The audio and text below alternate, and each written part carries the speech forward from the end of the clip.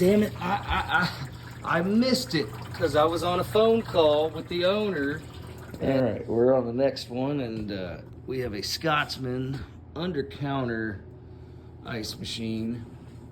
It's been a while since I looked at this one, but I do remember it because I specifically remember that this evaporator is on its last leg. It has lost a significant amount of the nickel plating, and when that happens, it makes it very difficult for the ice to drop off of the evaporator when it goes into harvest. It gets to a point where it will not drop off at all, and that means it won't make ice. Now, the true fix for that is that what I do when I see that happen, I'll clean it. You know, you run it through a clean the evaporator real good. That's the best chance you're really gonna get. But the true fix is to replace the evaporator. Now that we're talking recovering the charge, cutting the lines, getting it out, putting the new one in, drawing a vacuum, charging it back up, brazing, all that, you know, all that stuff. That's a 6-hour job. Evaporator's gonna cost $1,000 at least, something like that, you know, maybe several hundred. But what I'm getting at, that's a big job that will end up costing just about as much as getting a new one. But all that said, we haven't even seen it try to run, so let's give her a chance and see what happens. First, what I do, I'm gonna plug it in. The curtain was already off. They took it off, but I like to take the thickness probe, just test it out, just touch it to something metal and see if the light comes on the board. And it does. See that? Ready to harvest light is coming on. That's when I'm touching the thickness probe to the evaporator. So that thickness probe is responding. Oh, look at that rig. Oh yeah, I forgot about that. I did that. See, this thickness probe broke, and I just put a self-tapper in there. I don't know why we didn't order a new one. I guess maybe we were going to, we were gonna get around to it, and this was just working. Just ended up happening. All right, so we're on there. Let's get that up and out of the way. If those things get caught, it can make this get hung up, and we don't like that. So let's get our curtain. Let's get our curtain back on. Alright. I also like to test that out, see if that light comes on and off. Yep. Okay. So curtain's back on. We're plugged in. And both the curtain switch and the harvest probe are responding. So let's just turn it on and see what happens.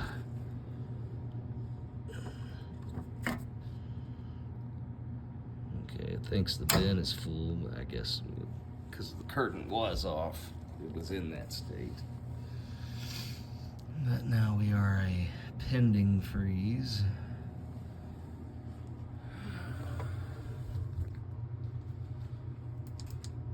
There is water in the trough right now. It's draining and refilling. I hear the compressor. Fan has not come on yet, but it's probably starting in a harvest. Just, let's see, do we have hot gas? We got water solenoid, water pump, fan, compressor. So it's calling for the fan. But the fan's not running. Is that our problem? No. Okay, so fan's on a cycle switch. They always are. So we got fan, water pump, compressor. Now it says sump full, it just filled up. So water solenoid turned off because we don't need it anymore. So we got a full trough. We got the pump going. We got the compressor going.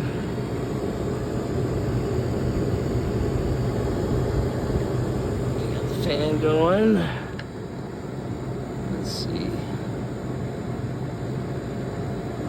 This liquid line feels more or less how it should. Suction line as well.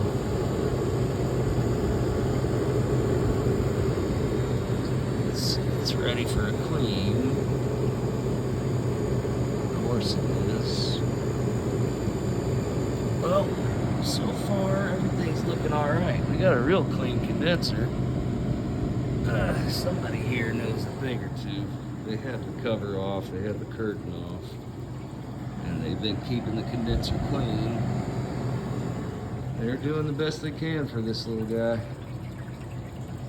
But let's see, usually it takes 10-15 minutes for that ice to form. So, stand by. Okay, so, when I wasn't recording, this thing went through its cycle and got into harvest. Almost dropped the ice. Actually, it did drop half. It dropped about this half over here. I had to help this half drop. So it's got potential to drop ice. But we already know, we saw all that nickel plating missing. And also when off camera, I went back in there and took a amp draw off the compressor. It's drawing 3.7 amps. It should be drawing 5.5 amps. So it's under amping. Now, why could that be? Well, possibly it could be because it's low on refrigerant. It's not working as hard. It doesn't have as much to compress. So I checked our pressures, and our pressures are good. Pressures are actually, well, not good, but there's enough refrigerant. So the pressures aren't really good. It started up at about 65 pounds, which normally with 404, they're usually around 50, and throughout the cycle, it'll drop down to about 24 pounds when it goes into harvest. Well, this one started out at about 65 pounds on the suction, which is higher than we want, and then the discharge pressure was about 210, which is a little lower than we want. So again, that's pointing towards weak compressor. It's under amping, pressures are a little off. So we got two major problems. We got a weak compressor, and we got that evaporator missing its nickel plating. That's a death sentence. I'm gonna try to get this thing dropping ice, but I already talked to the powers that be, and they gave us the go-ahead to install a new ice machine. So that's what we're gonna do. This thing's going out the door. But in the meantime, I am going to try to get it to drop ice on its own. So what I did was I upped the thickness on the probe, the ice thickness probe. See, it almost dropped earlier. So the idea now is to make it a little bit thicker so it's a little bit heavier so it'll drop off. But then there's also the risk of going too heavy because we have the evaporator missing its plating. That already works against ice dropping.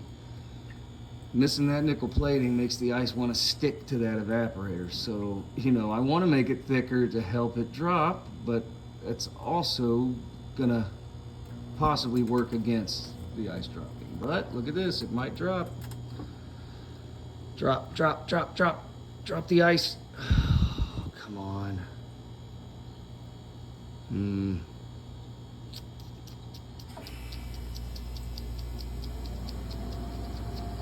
It's not gonna drop, is it? It's gonna think it's full. Alright, I had to help it. But there's still potential here. We gotta try one more time. I'm gonna up the thickness yet again, just a smidge.